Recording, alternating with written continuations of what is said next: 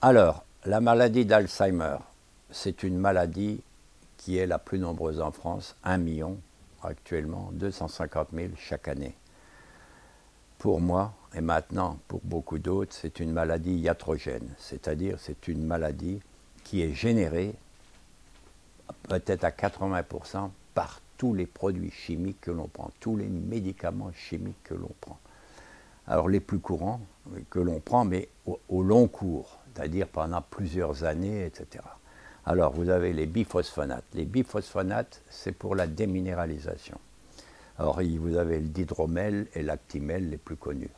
Alors vous avez donc ces produits, malheureusement, ils attaquent eux aussi donc les intestins, etc. Et c'est la même boucle avec toute la mobilisation de la lignée blanche, etc. Et il faut savoir que les biphosphonates, ils ressemblent étonnamment aux organophosphorés. Donc on connaît donc les dégâts. C'est une molécule qui a une structure spatiale qui se rapproche des organophosphorés. Vous avez les benzodiazépines. Alors là, les benzodiazépines, finalement, vous avez des psychiatres qui ont dit, de fait, après 6 mois, on obtient la maladie d'Alzheimer. Moi, j'avais mis au long cours, mais déjà au bout de 6 mois, les benzodiazépines donc génèrent donc la maladie d'Alzheimer. Vous avez les alpha, les bêta-bloquants que l'on prend quand on a une prostate ou des problèmes respiratoires très particuliers. Vous avez les IPP, les inhibiteurs de la pompe à protons, que l'on donne dans les gastrites et les reflux gastro-œsophagiens. Alors très ravageurs, eux aussi, pourquoi? Parce qu'ils vont tout simplement supprimer l'HCl. L'HCl, c'est-à-dire l'acide chlorhydrique, qui est normalement A1 dans l'estomac et qui est, du fait de l'IPP qui le bloque, ça monte à 5 et 6. Malheureusement, on a besoin de l'acidité de l'intestin. D'abord, parce que c'est comme une poubelle, l'estomac, donc la nature a bien fait les choses, donc elle a mis un pH acide pour les tuer tous. Et du coup, mais enfin, c'est pas grave. Mais le problème, c'est qu'en même temps, ça stoppe toutes les enzymes digestives des salives et du pancréas, surtout donc de la salive, hein, à savoir la ptyaline, à savoir les enzymes pancréatiques, etc. Il n'y en a plus. Ensuite, ça donne un phénomène par un trajet très particulier, ça coupe l'insuline, ça bloque l'insuline.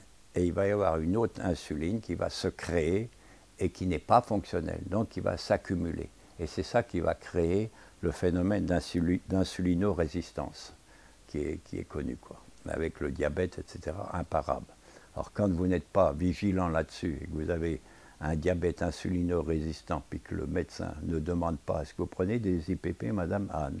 Oui, bien, voilà. Donc il faut restaurer, il faut traiter donc le reflux gastro-œsophagien différemment.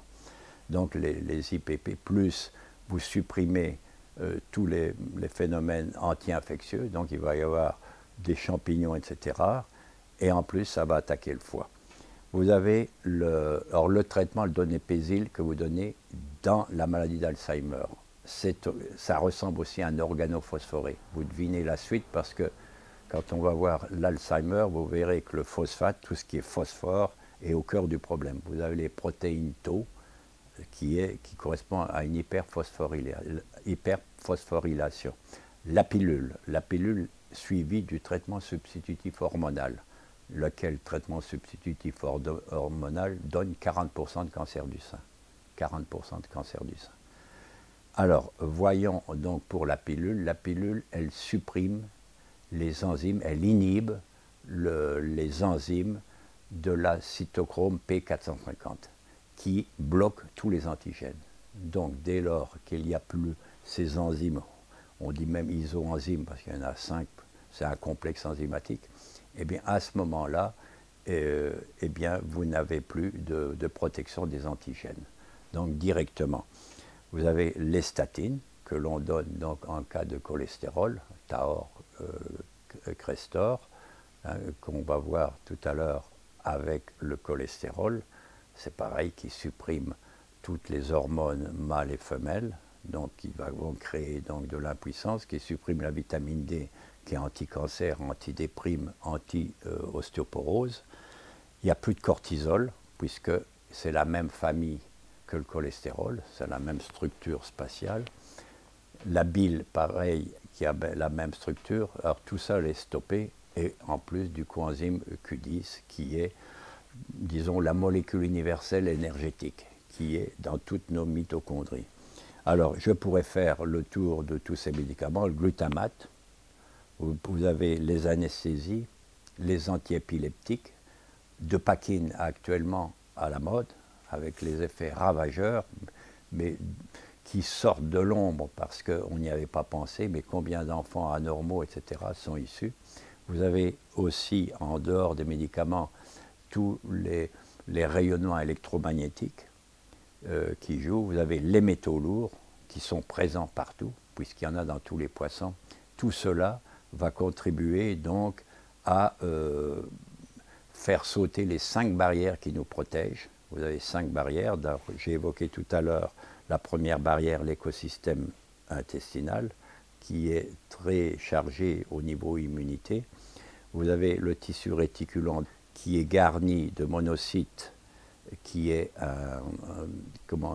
qui bloque justement qui avale, donc qui neutralise donc l'infection. Vous avez les cellules endothéliales vasculaires. Vous avez le sang qui possède aussi des monocytes. Et enfin, vous avez la barrière hémato-encéphalique qui est composée d'astrocytes et de cellules microgliales. Ce sont les astrocytes les plus importants. C'est le cœur de la barrière hémato-encéphalique qui sont tout autour des vaisseaux et qui protègent donc les vaisseaux et qui assurent la neurogénèse, qui renforcent les synapses nerveuses et qui créent un facteur de croissance des nerfs. Et alors, si elle est atteinte, c'est l'effondrement. Donc un rôle de protection, un rôle de maintien donc, de la neurogénèse. En plus, ça empêche la myélinisation, c'est-à-dire la démyélinisation que l'on trouve dans la sclérose en plaques. Alors voilà un petit peu donc certains effets de cette fameuse barrière. En plus, il faut savoir que tous ces antigènes, parce qu'il y a d'autres antigènes, nous on voit ces antigènes, mais en plus on a les antigènes de la vie courante, quoi, hein. Ça peut être aussi les intolérances qui viennent surajouter. Sinon, on a un flux énorme d'antigènes qui viennent justement attaquer un petit peu tout le système, en particulier le système respiratoire, c'est-à-dire le cycle de Krebs. Le cycle de Krebs, c'est un vaste outil, c'est un vaste régulateur métabolique, c'est le plus grand, dans lequel s'inscrit donc tout le système respiratoire mitochondrial. Dans chaque cellule, vous avez un petit moteur qui est logé dans un organite qu'on appelle les mitochondries. Et la cellule universelle énergétique, c'est l'ATP, acide triphosphorique. Alors, si vous, avec tous vos antigènes, etc., elle a besoin, l'organisme, pour se détoxiner, il a besoin d'oxygène. Alors, il faut que ça phosphorylise pour obtenir cet oxygène. Puis après, ça s'épuise. Finalement, ça s'épuise. Vous avez les protéines membranaires qui sont atteintes. Donc, automatiquement, les membranes sont atteintes. En plus, vous avez les canaux ioniques qui sont atteints. Par exemple, les canaux ioniques à potassium, magnésium et calcium. Ça commence par le calcium, etc. Il s'inverse et il y a le canal, le dernier à potassium, qui arrive en dernier lieu, lui, il bloque l'ATPase. Alors l'ATPase, c'est-à-dire que l'ATP est bloqué. Autrement dit, il va y avoir un apport donc en parallèle d'ATP et l'excès d'ATP qui est du phosphore, acide triphosphorique, qui va devenir normalement, si tout se passe bien, en acide diphosphorique avec l'échappée d'un phosphore qui va donner de l'énergie. Alors si tout ça est bloqué, vous avez donc à ce moment-là un surplus de phosphore. Et le phosphore c'est la mort neuronale. Donc, et on obtient donc, on est dans le cas de l'effondrement de la barrière hémato-encéphalique.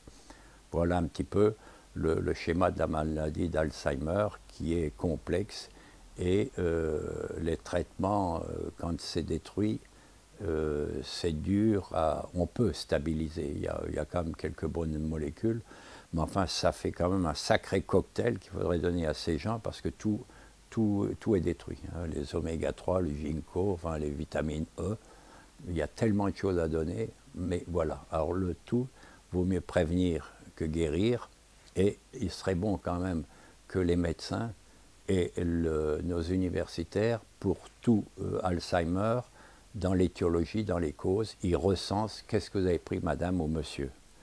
À ce moment-là, on sait exactement la cause, l'étiologie, une partie de l'étiologie. Mais je ne sais pas si c'est fait, mais je crois que depuis qu'on a dit que les benzodiazépines, après 6 mois, généraient l'Alzheimer, je pense qu'ils vont le faire, et ça permettra de changer les choses. Mais comment changer les choses face aux lobbies qui nous endorment et puis qui voient cette affaire avec beaucoup de dépit, puisque c'est leur remède, on ne va plus s'en servir, mais il y a toujours le recours du jeûne, le jeûne hydrique ou le système cétogène qui marche très bien dans ces conditions, régime cétogène qui est employé en Russie, qui est employé un peu partout à travers le monde, sauf en France, puisque c'est attaqué le jeûne, parce qu'ils ont tout de suite vu que c'est fini pour les médicaments, et cela, ça marche, et on peut soigner la sclérose en plaques,